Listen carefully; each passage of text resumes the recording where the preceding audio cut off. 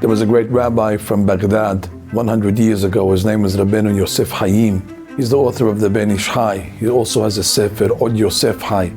And he talks about the senses. We have 5 senses, but he talks about 3 out of the 5. He talks about the sense of taste, and that comes from the mouth. And he says that in this world, it's the biggest pleasure that a person has.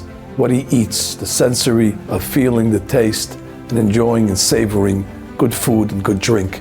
And then you have the sense of smell, and that's from the nose. It's also hana'ah, it's also a pleasure. And then the final one is the eyes, and that's the pleasure of seeing and looking and enjoying different type of sights, some permissible and clearly some forbidden. But the Rav goes on to say that those senses are also found in the soul of a person.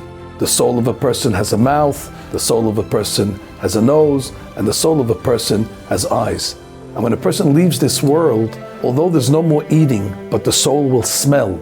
That's in Gan Eden Tahton. In the lower level of Gan Eden, the sense of smell will manifest itself. But then there's a higher level. The neshama will benefit and exist from not eating anymore and not even smelling. But when it reaches Gan Eden Alyon, the upper level of Gan Eden, then the neshama benefits from what it sees.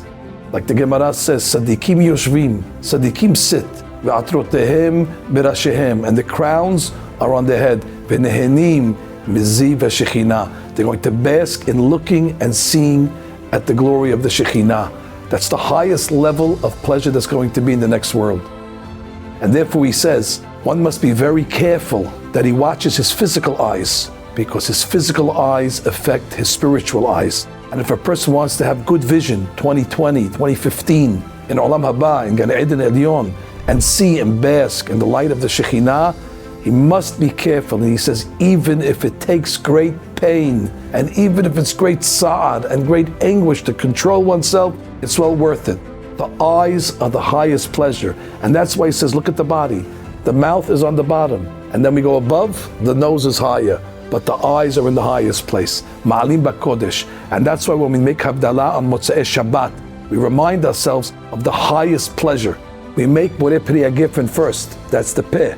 And then we make the samim, we smell, and then we make borei meorei ha'esh, that's the eyes, ma'alim ba'kodesh. So the Ben Ish Chai says, watch your eyes in this world, because good eyesight in this world brings good eyesight in Olam Ha'alyon.